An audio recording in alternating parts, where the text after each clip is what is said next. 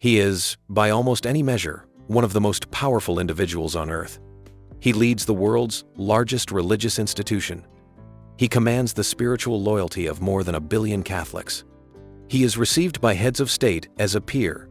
His words are broadcast in dozens of languages simultaneously, and the office he holds has existed without interruption for 2,000 years. And yet the papacy is surrounded, hedged in on almost every side by a dense web of rules, traditions, and restrictions that govern what the Pope can and cannot do in ways that would astonish most people. Some of these restrictions are written into church law. Some are rooted in centuries of tradition that carry the force of law without being formally codified. And some are simply the accumulated weight of an institution that has been refining its own rules for 2 millennia. Today, we are going through 15 of the most surprising things the Pope is forbidden to do, and finding out why each one exists. Let's begin. Forbidden. 1. He cannot resign without meeting an extremely precise legal standard. Most people assume that because Pope Benedict XVI resigned in 2013, the first pope to do so, in nearly 6 centuries, resignation is a simple, available option. It is not. Canon 332 of the Code of Canon Law states that for a papal resignation to be valid, it must be made freely and properly manifested. Those 2 words, freely and properly, carry enormous canonical weight. A resignation made under any form of coercion, pressure, or incapacity is not legally valid. The Pope would still be Pope even if he said otherwise. The relevant historical precedent is Pope Celestine V, who resigned in 1294 after only 5 months in office and was immediately imprisoned by his successor. Boniface VIII, who feared a living ex-pope, would become a political rallying point. His story is why canon lawyers treat the question of a truly free resignation so seriously. Benedict XVI's resignation created a situation without modern precedent. A living former pope, residing inside Vatican City, still wearing white, still called Pope Emeritus, and questions about the full canonical implications of that situation have never been entirely resolved. Forbidden 2. He cannot change the core teachings of the faith. This is the most consequential restriction on papal power, and the most misunderstood. The Pope is not, in Catholic theology, a monarch whose personal preferences determine the content of the faith. He is the custodian of a deposit of divine revelation that was complete with the death of the last apostle, and no human authority, including the papacy, has the power to alter it. Papal infallibility, defined at the First Vatican Council in 1870, does not give the Pope the power to invent new doctrine. It gives him the authority, under very strict conditions, to define infallibly what the Church has always believed. Those conditions are stringent. The Pope must be speaking ex cathedra from the chair, in his formal capacity as teacher of the Universal Church, explicitly defining a matter of faith or morals, and explicitly invoking his infallible authority. This has happened precisely twice in modern history. The definition of the Immaculate Conception in 1854 and the Assumption of Mary in 1950. What it cannot do is reverse existing teaching. A pope cannot declare by personal decision that something the Church has consistently forbidden is now permitted.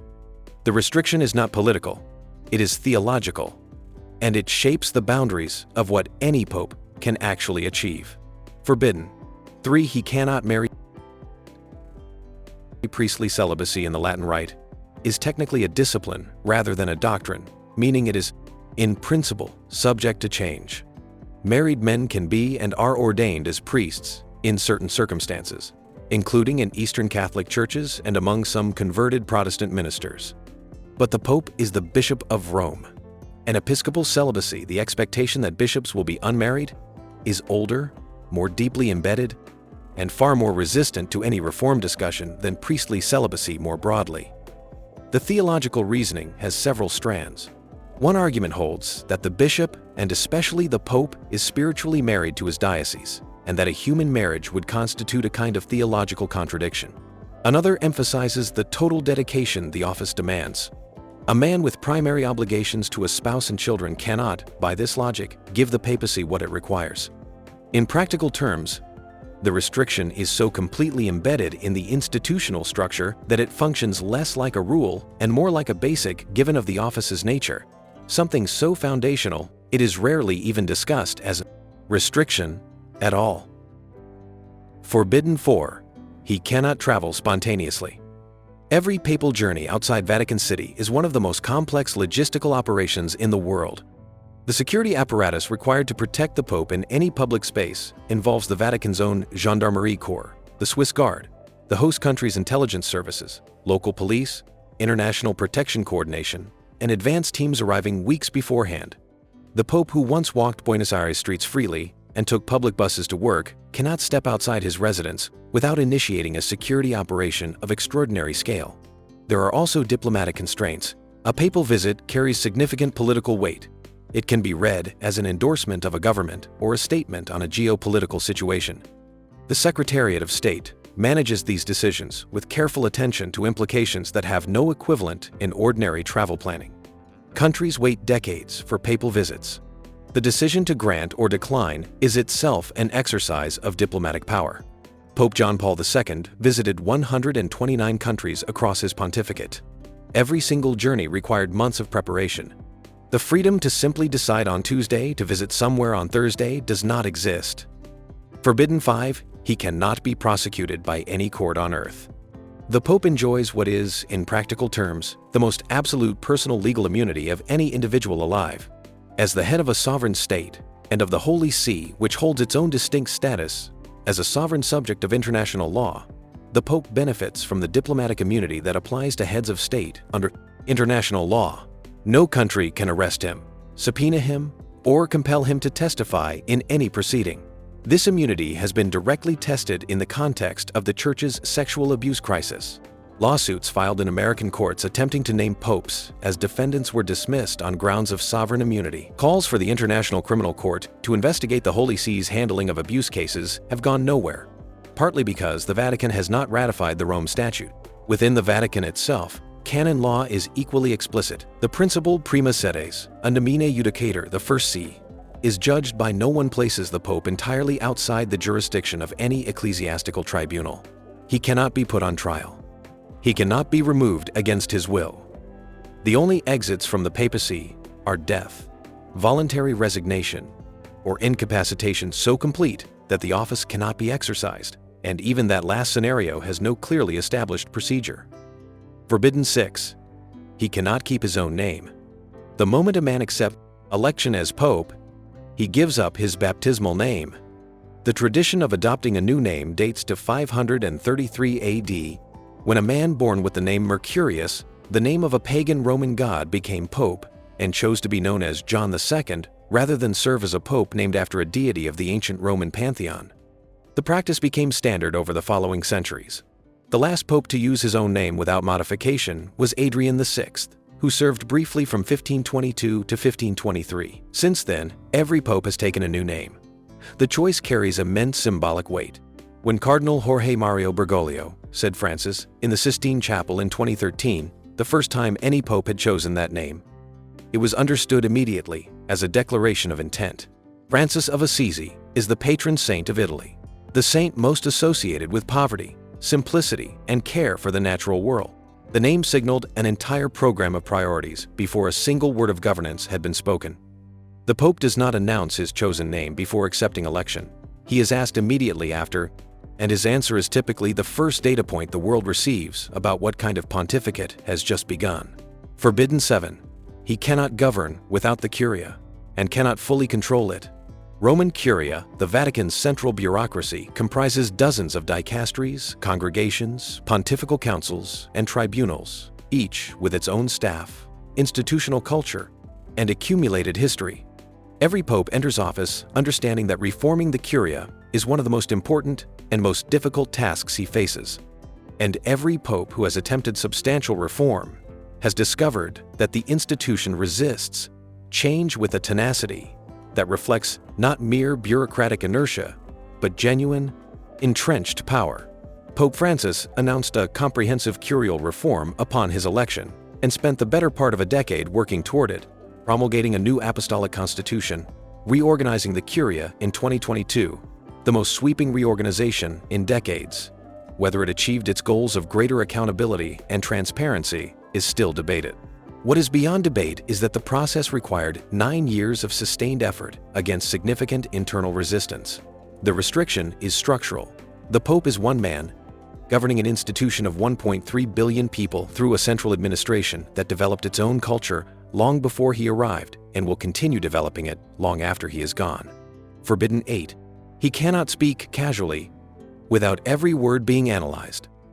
Every public statement the Pope makes, every homily, every encyclical, every answer at a press conference, every off-the-cuff remark on an airplane is immediately subjected to a level of textual and theological analysis that has no parallel anywhere in public life. He speaks to an audience of more than 1 billion Catholics who understand his words to carry unique spiritual authority, and to a global media ecosystem that treats any papal statement as significant news. The practical effect is a restriction on free speech that is, in its own way, one of the most demanding aspects of the office. Pope Francis has experienced this with particular intensity. His tendency toward informal, conversational communication has produced a stream of statements that subsequently required official clarification or context. The most famous example, a single sentence spoken to journalists on a return flight from Brazil in 2013, 9 words, about not judging gay people generated years of competing interpretations, theological analyses, and official clarifications. Popes are aware of this dynamic, which is why formal papal documents exist as a controlled channel for statements of real importance, but no pope speaks only through formal documents. And the gap between what is said informally and how it lands is a restriction that operates every time he opens his mouth in public. Forbidden 9. He cannot walk freely through his own city. From 1870 to 1929, 59 years, no pope left the Vatican grounds. This was a deliberate act of political protest, a sustained posture of non-recognition of the Italian state that had seized the papal states, maintained across 4 successive pontificates. Popes declined invitations, refused to appear in public outside Vatican walls, and called themselves prisoners of the Vatican. The first pope to cross into Italy after this self-imposed confinement ended was Pius XI, following the Lateran Treaty in 1929. Today, no formal restriction prevents the Pope from moving within Rome. But the practical reality is that spontaneous, unannounced movement through the city is essentially impossible. The security operation required to protect the Pope in any public urban space makes it inconceivable. Pope Francis has pushed against this. In small ways, accounts of him slipping out at night to give money to homeless people near the Vatican have circulated, neither confirmed nor denied with precision by the Vatican. Whether fully accurate or somewhat embellished, those stories capture something real.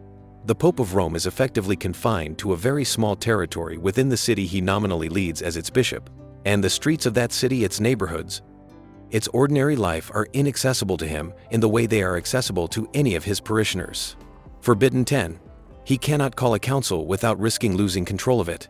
An ecumenical council, a gathering of all the world's Catholic bishops, is, in Catholic ecclesiology, the highest deliberative body in the Church. The Pope calls it, presides over it, and must confirm its decrees for them to have binding force. In theory, he controls it entirely.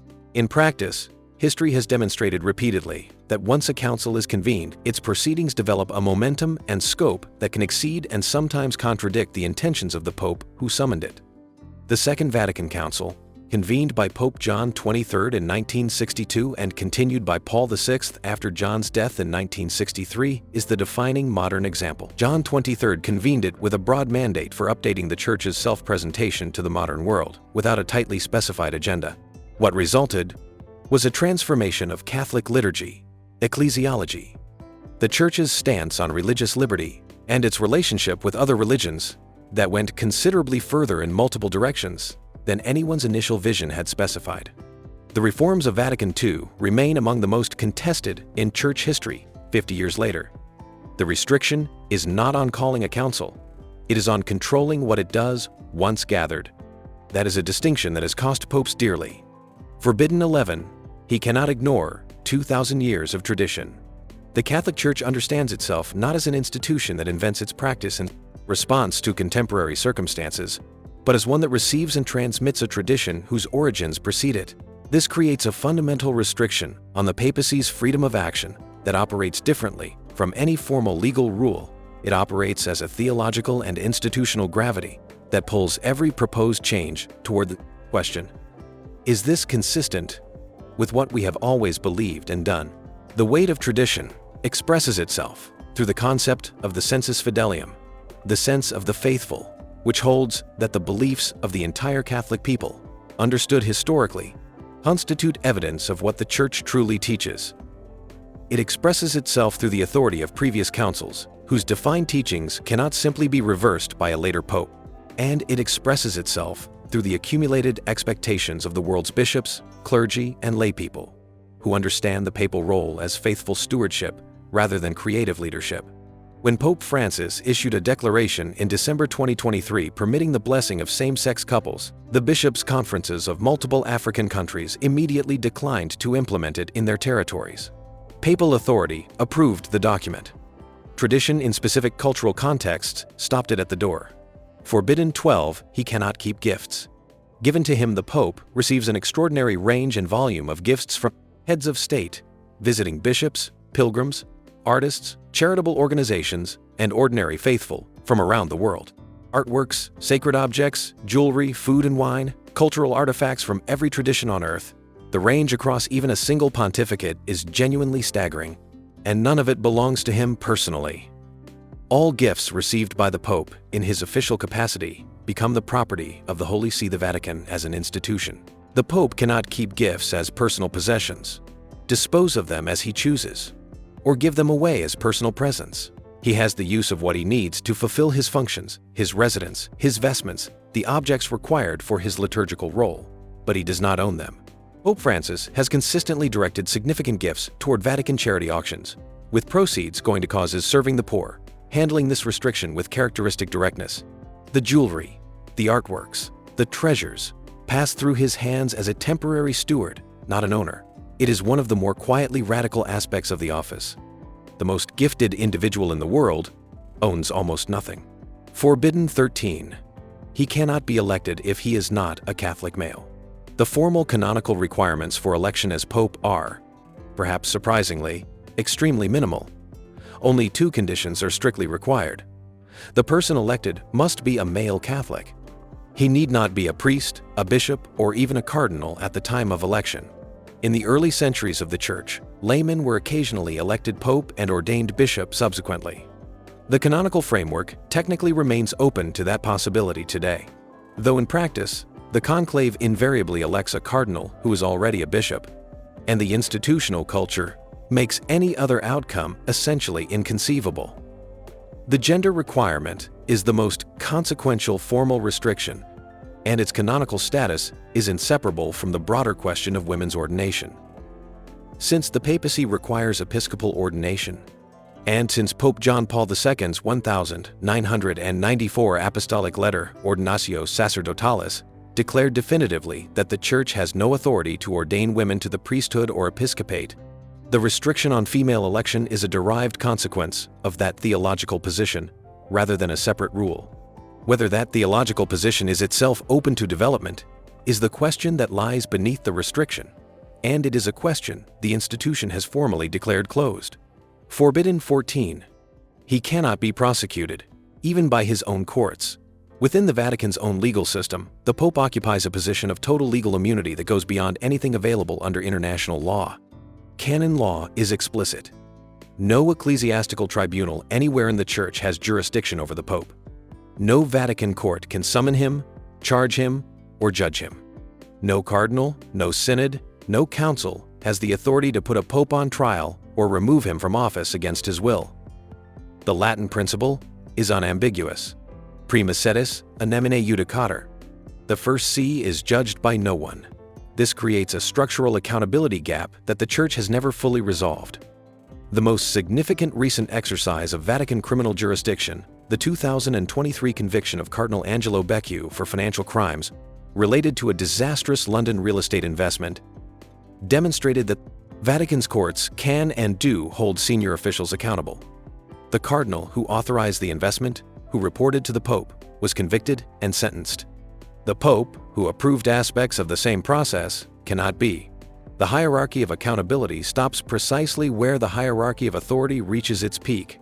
It is a feature, not a bug, of a system designed around the theological concept, of an office that answers ultimately to God, rather than to any human institution. Restriction is the most total, the most permanent, and, in human terms, the most profound of all.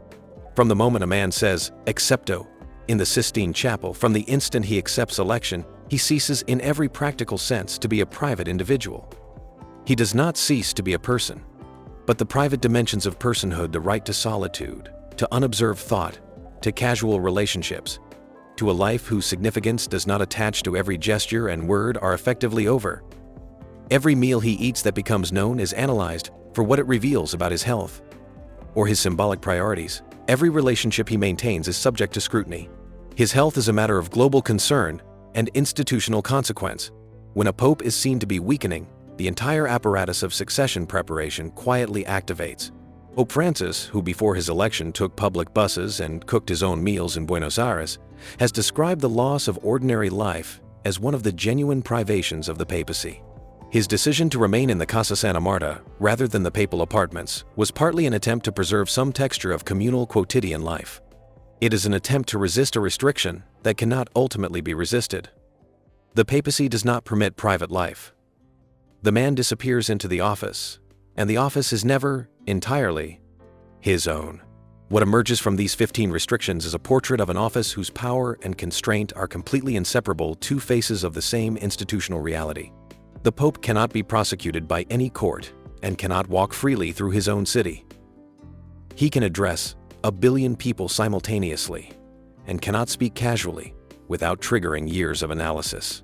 He governs the oldest institution in Western civilization and cannot govern it without the cooperation of a bureaucracy that was ancient before he was born. The restrictions are not incidental to the papacy.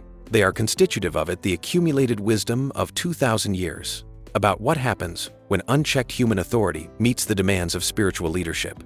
The most powerful religious office on earth is also, in its own particular way, one of the most constrained. Both things are true at once. Which of these restrictions surprised you the most? Let us know in the comments below. Thank you so much for watching, and please like and subscribe to see more content like this.